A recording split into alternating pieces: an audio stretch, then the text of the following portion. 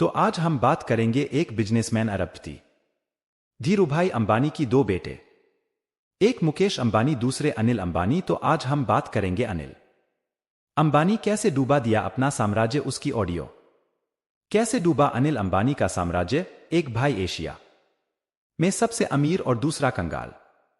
कारोबार के बंटवारे में दोनों भाइयों को बराबर का हिस्सा मिला, लेकिन आज एक भाई एशिया के सबसे अमीर उद्योगपति की कुर्सी पर बैठा है, तो दूसरा भाई कर्ज का बोझ उतारने के लिए रास्ते की तलाश कर रहा है।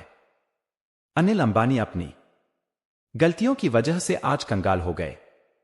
वहीं मुकेश अंबानी का साम्राज्य लगातार फैल रहा है।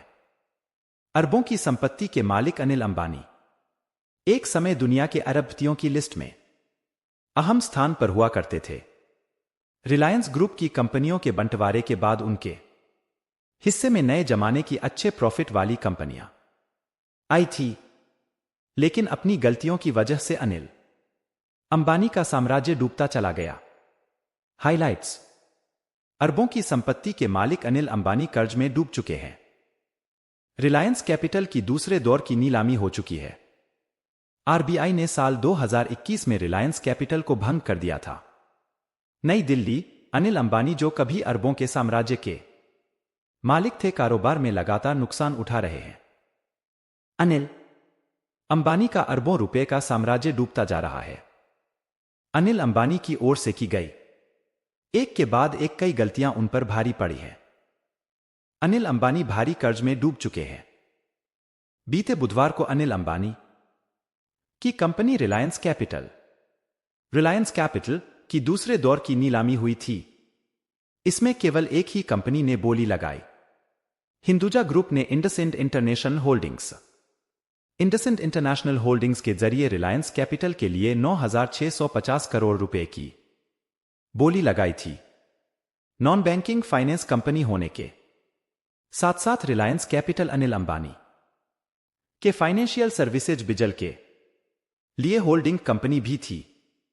रिजर्व बैंक ने भारी कर्ज में डूबी रिलायंस कैपिटल के बोर्ड को 30 नवंबर 2021 को भंग कर दिया था और इसके खिलाफ इंसॉल्वेंसी प्रोसीडिंग शुरू की थी। कैसे डूबा अनिल अंबानी का साम्राज्य। अनिल अंबानी साल 2008 में 45 अरब डॉलर की संपत्ति के साथ दुनिया के छठे सबसे अमीर शख्स थे। वो आज फोर्ब्स की सूची में भारत में भी 70वें नंबर से बाहर हैं। अनिल अंबानी नेट वर्थ का साम्राज्य ऐसा डूबा कि अब उन्हें चीन और लंदन की अदालतों से अपने दिवालिया होने के सबूत देने पड़ रहे हैं। अनिल अंबानी के पतन की शुरुआत बंटवारे के साथ हुई थी, जब धीरूभाई अंबानी के रिलायंस ग्रुप की कंपनियों का बंटवारा हुआ तो अनिल अंबानी के खाते में कई कंपनियां आई थीं। इस दौरान सबको लगा कि अनिल अंबानी के हिस्से में ज्यादा अच्छी कंपनियां आई हैं, लेकिन अनिल अंबानी अपने इस कारोबार को संभाल नहीं पाए। रिलायंस की बहुमूल्य और नए जमाने की कंपनियां अनिल अंबानी का मिली, लेकिन वो कमाल नहीं दिखा पाए। दिवालिया हुई कंपनी। अनिल अंबानी ने कई महत्वाकांक्षी योजनाएं बनाई, लेकिन प्लानिंग सटीक नहीं बैठी। अनिल अंबानी टेलीकॉम, पावर और इंफ्रास्ट्रक्चर सेक्टर के किंग बनना चाहते थे, लेकिन आज हाल यह है कि उनकी कंपनी दिवालिया हो चुकी है। अनिल अंबानी की दूसरी गलती कर्ज के ऊपर कर्ज लेना भी था। अनिल अंबानी की हालत ऐसी हो गई थी कि उन्हें कर्ज चुकाने के लिए भी कर्ज लेना पड़ा था। यह कर्ज का दर्द उस समय और बढ़ गया जब आरकॉम और एयरसेल के मर्जर में असफलता मिली। अनिल अंबानी को प्रॉफिट और ग्रोथ देने वाली कंपनियां मिली थीं, लेकिन वो उसे बढ़ाना तो दूर बचा तक नहीं पाए। भारी पड़ी ये गलतियां। अनिल अंबानी एक कारोबार से दूसरे कारोबार में जंप लगाए गए, लेकिन वो किसी को भी संभाल नहीं पाए। यही गलती उन्हें सबसे ज्यादा भारी पड़ी। अनिल अंबानी लगातार नए प्रोजेक्ट में पैसा लगाते गए। इसके चलते उनके ऊपर कर्ज का बोझ बढ़ता चला गया। एक समय ऐसा आया जब कर्ज अनिल अंबानी के कंट्रोल से बाहर हो गया। साल 2019 तक अनिल अंबानी की कंपनियों पर कर्ज का कुल बोझ करीब 1.73 लाख करोड़ रुपए तक पहुंच गया था।